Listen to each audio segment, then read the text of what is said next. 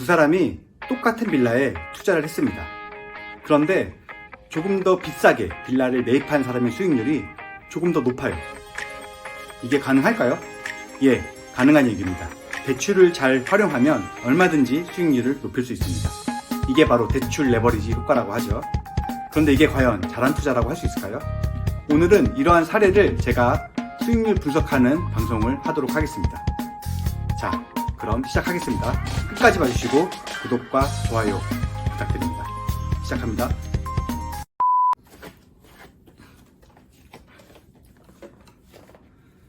안녕하세요. 오늘도 제 채널 클릭해 주시고 구독도 해 주실 것 같아서 미리 감사드립니다.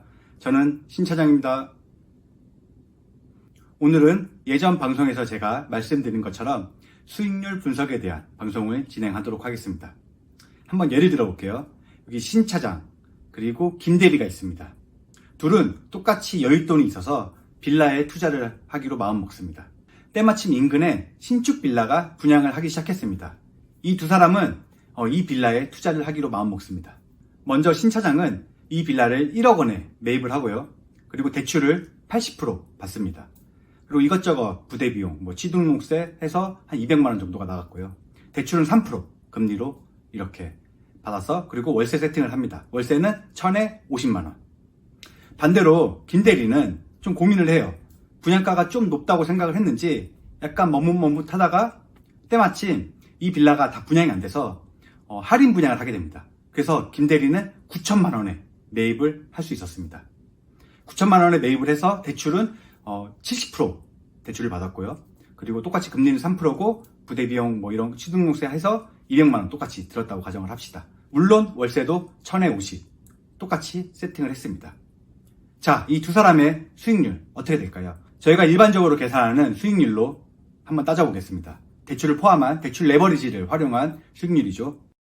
자, 먼저 신 차장의 수익률입니다. 빌라를 1억 원에 샀죠. 1억 원에 샀고 거기에 비용 제가 200만 원 들었다고 했죠. 거기에 대출을 80% 받았으니까 1억에 80% 하면 8천만 원. 그리고 보증금 1000만 원 받았고요.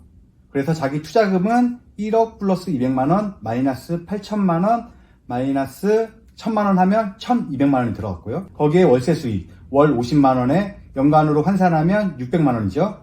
거기에 이자 8천만 원에 3%니까 연간 이자가 240만 원. 그래서 월세 연수익은 600만 원 마이너스 240만 원 하면 360만 원. 그럼 수익률은 360만 원 나누기 1200만 원 하면 30%. 신 차장의 수익률은 30%입니다. 자, 다음은 김 대리 거 한번 따져볼게요. 김 대리는 9천만 원의 빌라를 샀습니다. 대출은 70% 받았다고 했죠. 9천만 원에 70%니까 6,300만 원. 비용은 똑같이 200만 원 들어갔고 그리고 보증금도 1000만 원 받았습니다. 똑같이. 그럼 투자금은 9천만 원 플러스 2천만 원 마이너스 6,300만 원 마이너스 1000만 원 하니까 내 투자금은 1,900만 원이에요. 그리고 월세 수익은 50만 원이니까 연간 똑같죠? 600만 원. 거기에 이자는 아까 3%로 했잖아요. 6,300만 원에 이자 3% 하면 189만 원이네요. 월세 연간 순수익은 411만 원입니다. 그럼 411만 원 나누기 1,900만 원은 자, 김 대리의 수익률은 21.6%입니다. 자, 어떤가요? 두 사람 중에 투자를 누가 잘한 걸까요? 신 차장의 수익률이 더 높으니까 신 차장이 더 잘한 걸까요? 예, 여기서 긍정으로 고개 끄덕이시면 안 됩니다. 예, 당연히 부동산을 싸게 산 김 대리가 잘한 겁니다. 단지 신 차장이 대출을 더 많이 받아서 수익률이 높아 보이는 것 뿐이지 결코 더 잘한 투자는 아닙니다. 제가 누누이 설명드렸죠. 전 영상에서도 말씀드렸고 대출을 뺀 수익률을 한번 계산해 보라고. 이게 진짜 수익률입니다. 자, 다시 한번 계산해 볼게요. 대출을 뺍니다. 대출을 빼면 신 차장의 진짜 수익률은 30%가 아니라 6.5%입니다. 그쵸? 자, 보이시죠? 자, 그럼 김 대리는 당연히 더 싸게 샀으니까 수익률이 더 높아야겠죠? 예, 맞습니다. 자, 김 대리의 수익률은 7.3%입니다. 당연히 김 대리가 투자를 더 잘한 거죠. 단지 그냥 신 차장은 대출 레버리지를 활용해서 물론 대출을 활용하는 것도 좋은 투자 방법이에요. 하지만 진짜 수익률을 제가 누누이 말씀드리잖아요. 진짜 수익률을 계산을 하실 줄 알아야 합니다. 그러니까 결론적으로는 김 대리가 더 잘한 투자라고 할 수 있어요. 물론 투자금의 차이가 더 벌어지면 우열을 가리기 힘들 수도 있습니다. 그런데 이거는 투자금의 차이도 그렇게 크게 나지는 않잖아요. 그러니까 당연히 김 대리가 더 잘한 투자라고 할 수 있습니다. 자, 그러면 또 이렇게 생각해 볼게요. 자, 2년이 지났어요. 월세 계약을 하고 이제 두 사람 다 2년 후에 이 빌라를 매도를 하려고 합니다. 그런데 분양가대로는 잘 팔리지가 않아요. 1억에 집을 내놨는데 잘 안 팔려요. 어쩔 수 없이 둘 다 9,500만 원에 매각을 했습니다. 자, 신 차장 돈 벌었습니까? 1억에 사서 9,500만 원을 팔았잖아요. 그동안 월세 수익 누렸죠. 아, 좋다. 투자 잘했다. 막 이렇게 생각하고 있다가 빌라가 안 팔려요. 그러다가 9,500만 원에 500만 원 더 낮게 팔았어요.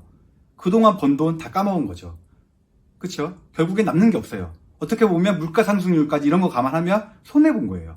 신차장은 손해본 거예요. 반면에 김대리는 9천만 원에 사서 9,500에 팔았으니까 그나마 약간의 시세 차익도 봤죠. 자, 제가 말씀드리고자 하는 핵심 포인트는 바로 이거예요. 반드시 빌라 같은 이런 임대 수익의 투자는 반드시 매도할 때의 가격을 생각하셔야 돼요. 그래야만 나중에 손해를 안 보실 수가 있습니다. 앞으로는 돈 다 버는 것 같지만 뒤로는 나중에는 돈을 다 잃게 된단 말이에요. 자, 이렇게만 비교하고 끝내기엔 좀 아쉬우니까 제가 한 가지 예를 더 드릴게요. 신 차장이 빌라 투자에 실패를 했잖아요. 그래서 부동산 경매를 공부를 막 했어요. 이 빌라를 팔고 이 똑같은 빌라를 낙찰을 받았습니다. 자, 감정가는 1억이었고요. 당연히 한번 유찰이 됐겠죠. 그래서 7천만 원에 신 차장이 단독으로 낙찰을 받았습니다. 당연히 대출은 많이 나왔을 겁니다. 워낙 싸게 받았으니까. 그러다 보니까 뭐 거의 투자가 만들었겠죠. 그래서 대출을 포함한 수익률은 그냥 패스하도록 하겠습니다. 자, 제가 계산하는 방식으로 수익률 계산하면요. 매입가 7천만 원이죠. 거기에 비용 똑같이 200만 원 들었다고 하고요. 월세는 똑같이 1000에 50입니다. 보증금 1000만 원 받았으니까 제 투자금은 6,200만 원. 그리고 월세 수익은 50만 원 12달 하면 600만 원. 자, 수익률 몇 퍼센트인가요? 600만 원 나누기 6,200만 원 하면 9.7%입니다. 자, 수익률 9.7% 어떤가요? 잘 받았죠? 예, 신차장 잘 받은 거예요. 자, 예전에 제가 한번 말씀드렸죠. 빌라 같은 경우 수익률을 볼 때 최소 10% 정도는 봐야 된다고. 특히 경매로 받을 경우에는 9.7%면 거의 10%에 육박하잖아요. 그러니까 잘 받은 거예요. 자, 왜 제가 최소 10% 정도는 생각을 해야 된다고 수익률을 말씀드리냐면, 제가 여러 번 강조하지만 빌라는 반드시 매도할 때를 생각을 하셔야 돼요. 실거주자만 사는 게 아니라 투자자들도 많이 산단 말이에요. 빌라 같은 경우는 월세 수익을 보고. 그런데 월세 수익률이 잘 나와야 잘 팔릴 거 아니에요. 그 사람들도 잘 살 거 아니에요. 그래서 제가 수익률을 높게 이렇게 세팅을 해놔야 팔 때도 잘 팔린단 말이에요. 저는 지금 경매로 7천만 원에 샀어요. 그럼 나중에 월세 수익 충분히 받고 나중에 뭐 9,500, 아까 9,500을 팔았잖아요. 신차장이랑 김대리랑. 근데 그 가격에도 안 팔리면 뭐 9천만 원에도 또 무슨 8천만 원에도 그렇게 팔아도 돈이 남아요. 그러니까 나중에 쉽게 팔 수가 있는 거예요. 싸게 사면, 싸게 낙찰을 받으면. 그래서 빌라 같은 경우는 일반 매매보다는 반드시 부동산 경매로 매입을 하는 게 가장 좋습니다. 제가 적극 추천드리고요. 그래서 경매 공부를 하셔야 돼요. 한 가지 덧붙이면 빌라 있잖아요. 신축 분양하는 빌라들. 가면 막 월세 수익률 뭐 30%보다 뭐 40%다 막 이런 걸로 막 현혹하잖아요. 그거 전부 다 대출 끼고 레버리지 극대화해서 나오는 수익률이에요. 거기에 휘둘리시거나 현혹되시면 안 돼요. 반드시 저처럼 이런 방법으로 수익률을 정확히 계산할 줄 알아야 그런 빌라를 구매를 안 할 수가 있습니다. 빌라는 흔히들 신축할 때 가장 비싸다고들 합니다. 절대 신축하는 빌라 분양받지 마시고, 부동산 투자는 싸게 사는 게 핵심이에요. 무엇보다 싸게? 시세보다 싸게. 자, 대출을 끼인 이런 높아 보이는 수익률에 눈이 멀어서 고가에, 특히 빌라 같은 경우 매입하는 일이 절대 없기를 바랍니다. 그러려면 정확한 시세를 아셔야겠죠. 시세조사, 그리고 수익률을 정확하게 계산을 하실 줄 알아야 돼요. 대출을 빼고 한번 계산을 해보세요. 그리고 시세조사는 본인이 해야 돼요. 본인이. 그냥 수익률에만 눈이 멀어서 그냥 막 사시면 안 된다는 거죠. 경매도 마찬가지입니다. 그냥 대출이 많이 나온다고 해서 고가에 낙찰을 받는 일이 절대 없도록 유의하시기 바랍니다. 혹시나 오해하실지 모르겠는데 제가 그렇다고 대출을 싫어하는 거 아닙니다. 대출은 많이 받을수록 좋아요. 레버리지를 극대화해야죠. 당연하죠. 부동산 투자자라면. 특히 부동산 경매로 싸게 받아서 대출도 많이 받아서 내 투자금 없이 적게 수익률을 극대화시켜서 하는 게 부동산 경매의 핵심이자 부동산 투자의 핵심입니다. 특히 임대 수익 같은 경우에. 자, 오늘 방송은 여기서 마치도록 하겠습니다. 오늘 방송 괜찮으셨으면 구독과 좋아요 부탁드리겠습니다.